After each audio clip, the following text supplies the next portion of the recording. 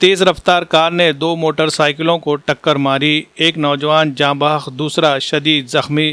ہمایت Nagar بھوکر national high وے پر واقع سناری پھاٹا کے قریب ایک تیز رفتار کار نے سڑک کنارے سے جا رہی 2 موٹر سائیکلوں کو زوردار ٹکر مار دی۔ اس المناک حادثے میں ایک نوجوان جاں بحق جبکہ دوسرا شدید زخمی ہو گیا۔ ملنے والی تفصیلات کے مطابق ہمایت نگر سے بھوکر کی جانب تیز رفتاری سے جا رہی ایک کار نے سناری پھاٹا کے قریب سڑک کے کنارے سے گزر رہی 2 موٹر سائیکلوں کو بری طرح ٹکر مار دی۔ حادثے میں شیخ ذکران شیخ سراج اور شیخ سہیل شیخ ظہیر دونوں ساکنان سناری شدید زخمی ہو گئے۔ حادثے کے فوراً بعد موقع پر موجود مقامی شہریوں نے امدادی کارروائی کرتے ہوئے دونوں زخمیوں کو فوری طور پر سرسم کے پرائمری ہیلتھ سینٹر منتقل کیا۔ ابتدائی امداد کے بعد دونوں کو مزید علاج کے لیے ناندیڑ منتقل کیا گیا، تاہم ناندیڑ منتقل کیے جانے کے دوران شیخ سہیل شیخ ظہیر زخموں کی تاب نہ لاتے ہوئے راستے میں ہی جاں بحق ہو گئے، جبکہ شیخ ذکران شیخ سراج کا ناندیڑ کے ایک نجی ہسپتال میں علاج جاری ہے۔ حادثے کے بعد علاقے میں غم و غصے کی لہر دوڑ گئی ہے۔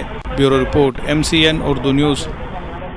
ہر والدین کی خواہش ہوتی ہے کہ ان کے بچے کو بہترین تعلیم اور تربیت ملے، یہی خواب پورا کرتا ہے زین پبلک اسکول دیگلو ناکا ناندیڑ۔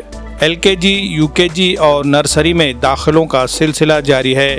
یہاں تجربہ کار، تعلیم یافتہ، باصلاحیت اساتذہ محبت بھرے انداز میں بچوں کی تعلیم و تربیت کرتے ہیں۔ صرف تعلیم ہی نہیں بلکہ بچوں کی ذہنی، جسمانی اور تخلیقی صلاحیتوں کو نکھارنے کے لیے رنگ برنگے اور دلچسپ سرگرمیوں کا بھی خصوصی انتظام ہے۔ جدید سہولیات سے آراستہ کلاس روم، پینے کے لیے صاف پانی، کشادہ اور صاف ستھرا ماحول، یہاں ہر بچہ خوشی کے ساتھ سیکھتا اور آگے بڑھتا ہے۔ زین پبلک اسکول میں ہر بچے کی انفرادی صلاحیتوں پر خصوصی توجہ دی جاتی ہے تاکہ وہ اعتماد کے ساتھ اپنی کامیابی کی منزلیں طے کر سکے۔ داخلوں کے لیے کسی بھی طرح کا کوئی ڈونیشن نہیں بلکہ صرف واجبی فیس لی جاتی ہے تاکہ سماج کے ہر طبقے کے لوگ اپنے بچوں کو پڑھا سکے۔ تعلیمی سال 2026-27 کے لیے داخلوں کا سلسلہ جاری ہے۔ نشستیں محدود ہے، اس لیے جلدی کیجیے اور آج ہی اپنے بچے کا داخلہ یقینی بنائیے۔ مزید معلومات اور رابطے کا پتہ: Zain public school, deluxe function hall کے سامنے والی گلی، نزد یوسف میڈیکل، دیگلو ناکا، ناندیڑ۔